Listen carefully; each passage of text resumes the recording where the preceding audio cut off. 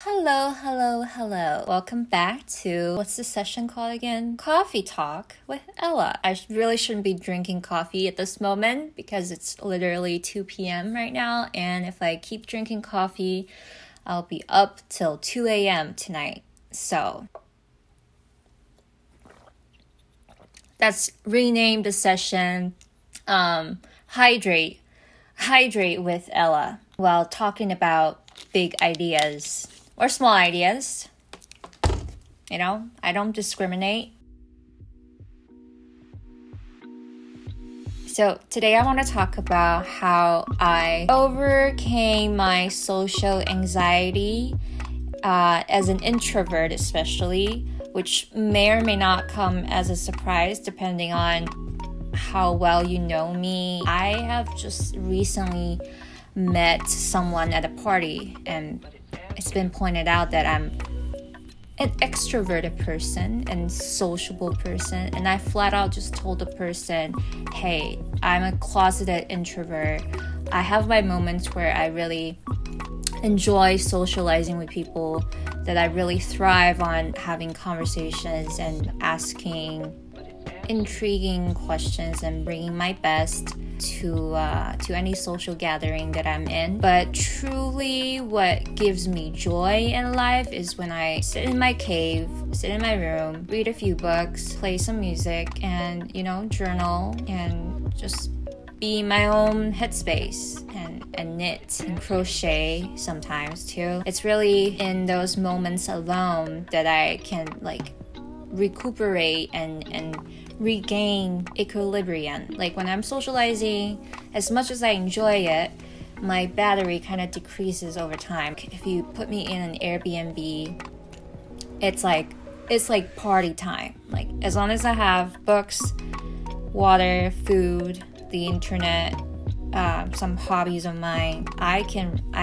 rock it out. It's even backfired on me before, especially given that my job really requires me to spend a lot of time reflecting. More and more recently, it's become a necessity for me to be alone. That being said, I recognize the importance of being sociable, being a good host, being friendly, being open, being spontaneous, being goofy. Doesn't mean that I don't get shy. I know myself, okay?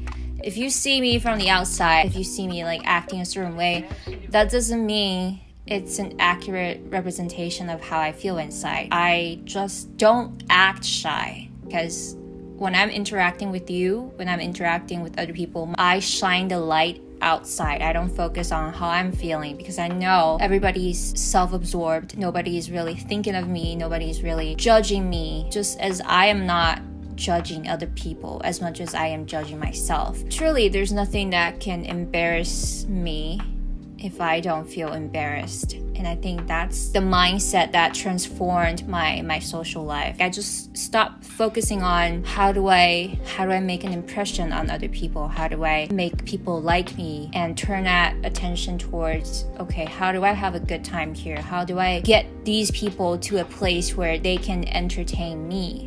It sounds kind of selfish, but people feel inspired. People feel touched by your presence when you're having a good time, when you can entertain yourself, when you can poke fun at yourself, when you can make fun of yourself and laugh at yourself. And when they see that, it's easier to create a bond. It's easier for people to come close to you because you're more authentic, you're more vulnerable. You dressed up, you put all this energy into going out. I say make the most out of it. Make sure you have a good time. And it's about you, not about other people. And you don't even have to be smooth or anything.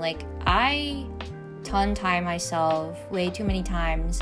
I get awkward, I get uncomfortable, I get shy.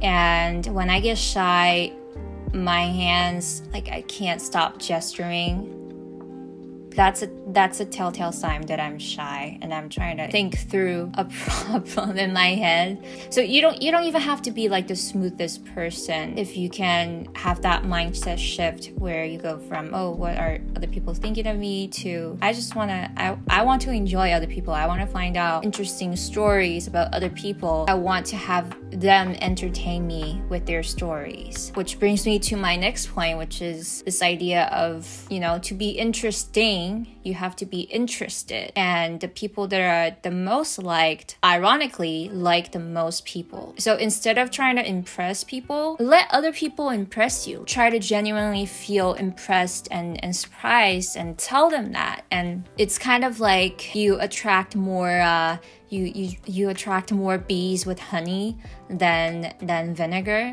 So if you're just in awe of other people's stories, if you're putting that attention on others, it works in reverse. It brings out the best in you too. Nowadays, when I go out, when I really want to make the most out of any social situation, I try to tell myself, okay, I gotta talk to 3 new people today, or get to know the people that I met but only briefly and superficially, and really get to know them better this time. Like I have a quota of like how many conversations I need to have. I even think through my day. I even think through like the questions I could ask people, the questions that I want to be asked. Being prepared is not desperate. If you look at any skills, like say if you want to be good at sales, which I was, it was a big part of my life, and it definitely lends itself to just a casual, friendly social situation. Because it's a lot easier to think of like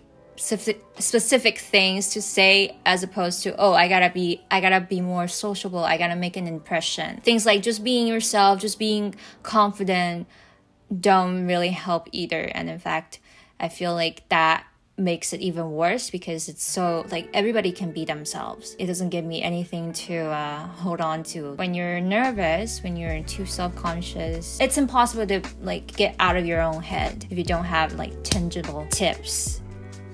So I guess my other tip that I learned is to change my intention, especially if you're trying to impress a guy or a girl that you liked. Your mind immediately goes to, oh, how do I make this person like me? How do I get their number? Like it's very much result based, whereas socializing a lot of times can just be about the process, and it has to be about the process, especially when you kind of don't have enough experience. You kind of have to be detached to the results and let the conversation flow on its own, and use it as a practice, even if the conversation goes nowhere. And in fact, most conversations don't go anywhere. I am always ready to have a conversation with a stranger anywhere I go. Like if I decided that today I'm gonna be sociable, I will be sociable with everyone. Doesn't matter where I go. If I'm at a coffee shop, especially at a coffee shop, sometimes I say things like, oh, like nice hairstyle, or like nice outfit, or sometimes I'll go deeper. I'll ask like, oh, what book are you reading?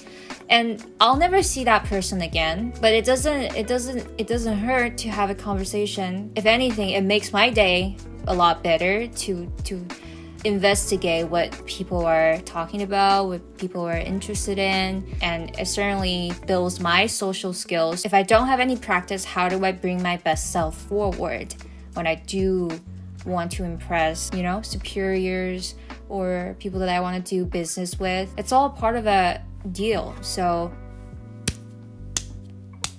I guess like my priority in life is, how do I make the most out of my life? And in that sense, I am more selfish than confident. Life is short enough. Like life is like this long. And like if I'm worried about other people and other people are worried about themselves, then who's gonna take care of me? Who's gonna worry for me?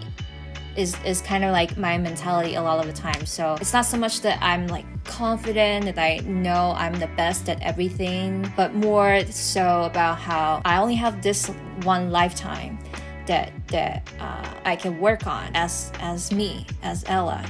We're not talking about reincarnation yet, but just this one lifetime.